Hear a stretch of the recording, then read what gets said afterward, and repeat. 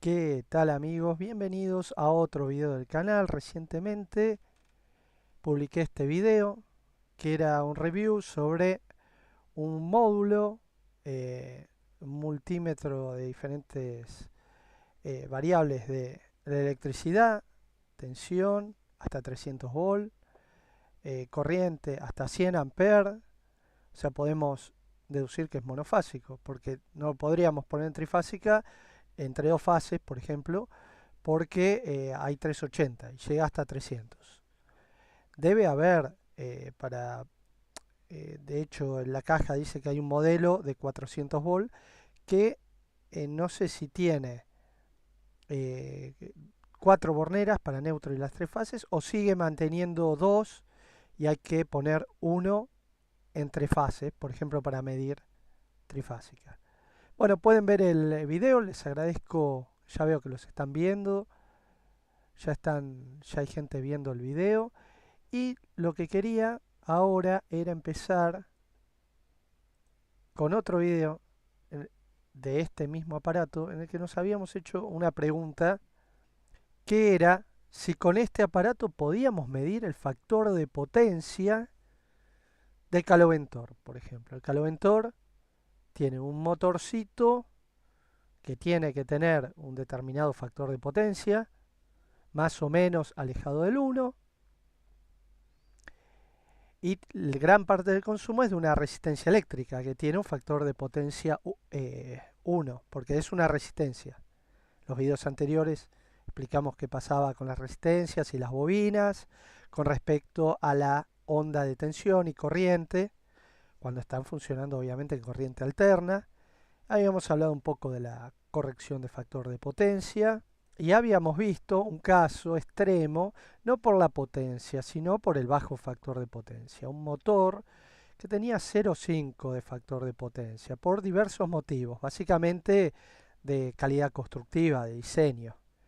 Y lo que habíamos calculado era que para corregirle el factor de potencia a 95 había que poner 99 microfaradios de capacitor, que equivalen a 1.4 kVA reactivos de capacitor. Pero ahora la pregunta es, ¿podemos medir el factor de potencia con este aparato? No es un cofímetro. De hecho, hay aparatos que son dedicados a medir el factor de potencia. Claro está, miden la potencia, miden la corriente, hacen un cálculo interno y te dicen el factor de potencia o el coseno phi, que se refieren a lo mismo. Lo que pasa es que el factor de potencia no tiene en cuenta las distorsiones de la red, entonces puede ser engañoso. Se refieren a ambas cosas, al desfasaje que hay y pérdida de eficacia de la potencia de la corriente alterna ante cargas inductivas. Pero volviendo al tema, ¿qué datos tenemos nosotros? Y nosotros tenemos que está consumiendo 1670 watts. Miren ustedes, pensaba que eran 2000. Me midió el aparatito esto. 7,9 amperes y que se alimenta, vamos a agregar una variable más a 220 volt. Sabemos esto. Vamos a achicar un poquito. Bien. Tenemos estos tres datos. Ahora, ¿se acuerdan que habíamos visto que la potencia en corriente alterna, si el factor de potencia era 1, era el producto entre la tensión y la corriente? Pero si el factor de potencia no es 1, hay que incluir justamente ese coeficiente. Y si yo ahora les digo que la potencia medida, o sea, estos 1670 watts, que no se están viendo muy bien, ahora los vamos a poner, veo que no se están viendo muy bien, entonces vamos a ponerlo directamente en color negro. 1670 watts. 79 no, 670, lo que me midió. Bien, ahora sí. esta potencia medida de 1670 watts dividido lo que nos dio el voltímetro, que eran un poquito más, eran 224, ¿no? Lo que había medido. Estos 220 volts por los 7,9 amperes me van a dar el factor de potencia. Vamos a ver. A ver, vamos a verificar en el video. Cuando lo conectábamos, 210. ¿Cómo bajó, Porque antes había, fíjense ustedes, antes de conectar, 224. O sea, por conectar esta potencia cayó. Es mucho lo que cayó. Es realmente mucha la caída de tensión. Es un tema que va a haber que prestarle atención. Bueno, ¿qué podemos hacer? Medir, estaba en 224, vamos a dejar en 220. Como ya pueden ver, estamos arrastrando varias, no errores, pero distintas mediciones. Y eso lo que produce es un error final, obviamente. No hay otra posibilidad que si arrastras errores en la medición, en el redondeo, todo, ese error lo vas a arrastrar. A ver, ahí igual esto, igual acá. Qué feo que salió. Bien, ahí. No sé por qué no le puse el igual del... Ahí está. Potencia medida, 1670 watts. 1670, sabemos que son watts. Abajo nos dio 220 volt por 7,9 amperes. Casi 8, ¿no? Pero bueno, vamos a seguir arrastrando errores que van a hacer que el resultado final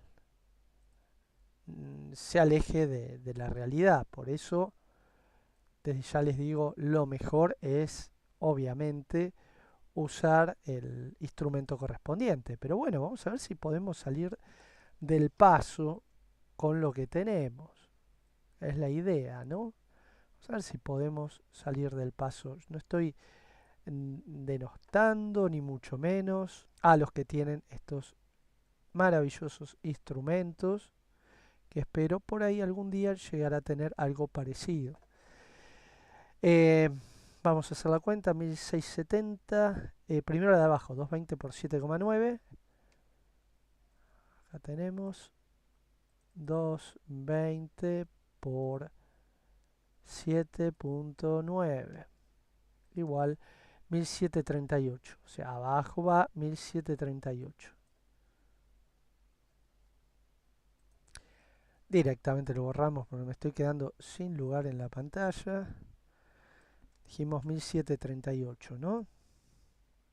Y ya podemos apreciar que si abajo da 1738, que es más grande que 1670, el factor de potencia nos va a dar un poquito menos de 1, debido al motor, principalmente.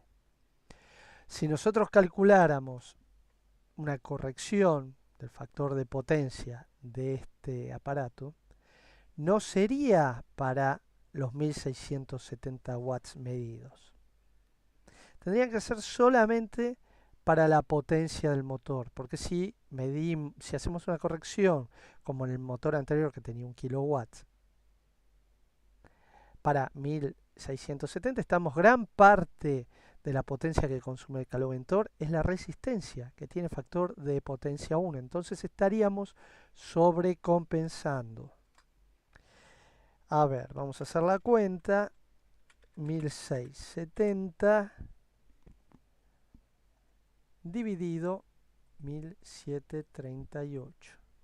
Esto nos da 0,96, 0,8, bueno, todo este choclazo. Con esto, ¿qué podríamos decir? Que este aparato está dentro este aparato estaría dentro de lo que piden las normativas para el factor de potencia. Pensé que iba a dar 0,90, no pensé que iba a dar tan bien. No pensé que iba a dar tan bien. Teóricamente, este caloventor, que repito, lo que tiene de bajo factor de potencia, o mejor dicho, lo que baja el factor de potencia es el motor, pero el motor consume muy poquito. Será un motor, no sé, de 50, 100 watts, más o menos. 40 watts, como los de un ventiladorcito. Y tiene este factor de potencia. Entonces, con esto vemos que aunque la potencia es de 1670 watts, si nosotros queremos hacer una corrección, acá no la vamos a tener que hacer porque nos dio bien, nos dio arriba de 0,95. Pero si quisiéramos corregir, si nos hubiese dado, no sé, 0,80 y lo queremos llevar a 0,96, íbamos a tener que calcular para la potencia del motor, no para la potencia total del aparato. Porque la mayor parte de la potencia es una resistencia. Con esto, ¿qué quiero decir? Que hay que diferenciar bien cuál es la carga inductiva que queremos corregir, que necesitamos corregir. O sea, si tenemos una casa y queremos medir qué potencia, qué factor de potencia tiene, vamos a prender todo lo que tenga bobinas. Desde el timbre, que tiene un transformador, todos los transformadores que queden conectados, de aparatos, todos, las luces LED, que también tienen factor de potencia bajo, algo de 0,60, 0,70, los motores, si hay motores, los ventiladores de techo los ponemos a andar, los aire acondicionados por los compresores. Prendemos todo eso, medimos la potencia, medimos con la pinza amperométrica y hacemos el cálculo del factor de potencia a plena potencia. Obviamente eso es a plena potencia. Y si corregimos con un capacitor en el tablero, cuando esos aparatos estén apagados va a haber sobrecompensación, que puede ser malo, puede producir transitorios, puede subir la tensión.